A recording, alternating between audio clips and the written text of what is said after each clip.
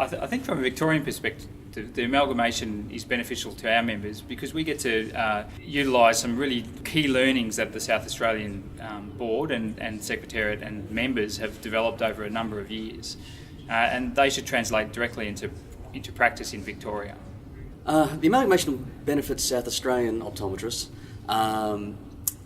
We've always been a smaller organisation. We've never quite had the resources of the larger organisations, and we've always had to rely on a successful Blue Sky conference and subsidies to keep our doors open and provide the same sort of services that our optometrists get, that the wider community gets. There's always been the risk that if those subsidies were cut, or if we didn't actually have the money coming in, we'd have to reduce our services or close the doors. Amalgamating like this, apart from running a better organisation across the country, doing this sort of amalgamation means that we can kind of take control of our destiny. We can provide a future for the South Australian optometrists that we can guarantee will be having the same representation as the rest of the country. And I think that's a really some really key points that Kurt brings along. For Victorian members, there's nothing to lose. We gain a larger cohort of members, more skills, more ideas.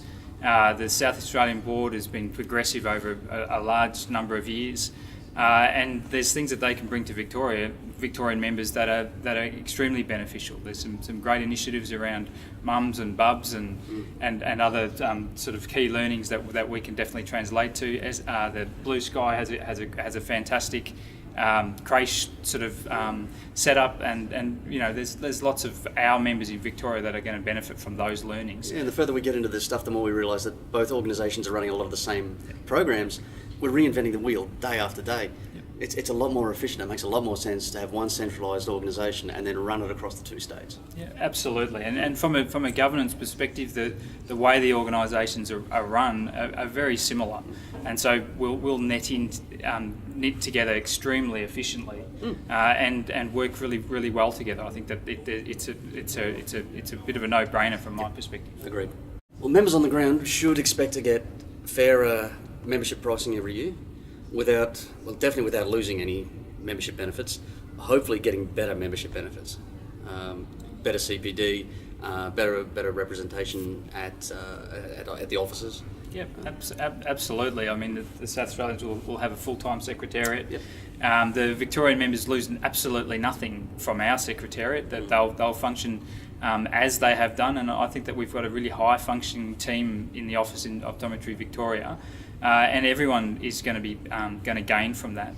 The program of member services that we've tried to roll out in Victoria over the last 2 to 3 years will expand, and our members will gain great benefits from that.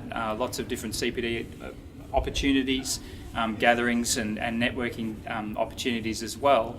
And I think that you, the member, will gain greatly from the joint structure. It should also be pointed out too that there's going to be a changeover period, so we don't lose all the information and all the relationships and all the networks that we already have. So it won't be a quick change. There will be a progression, so that way the skills that we have will do us well in the future. Yeah, absolutely. And that transition period's been scheduled for 2 years, but that's flexible. We can absolutely adjust that as needs once we determine how best to run the organisation once it's up and running. Well, voting starts in October. You'll get some notification in your email about this, so keep a watch out for that. Both entities will have their AGM, at which time the votes get finalised. Everyone who comes along to the AGM, we encourage everybody to come face to face to the AGM and ask the questions, and it will be finalised. So I think we've timed it so that the AGMs are on the same day, which is Monday the 29th of September. Monday the 29th of October,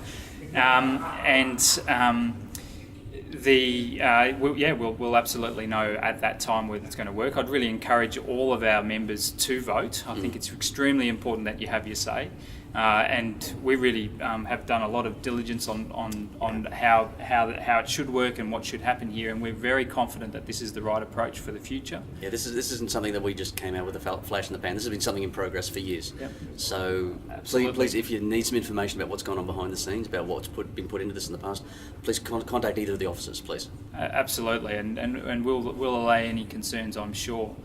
So a vote yes in your ballot is extremely important for progressing our associations and being able to serve you into the future most effectively and efficiently.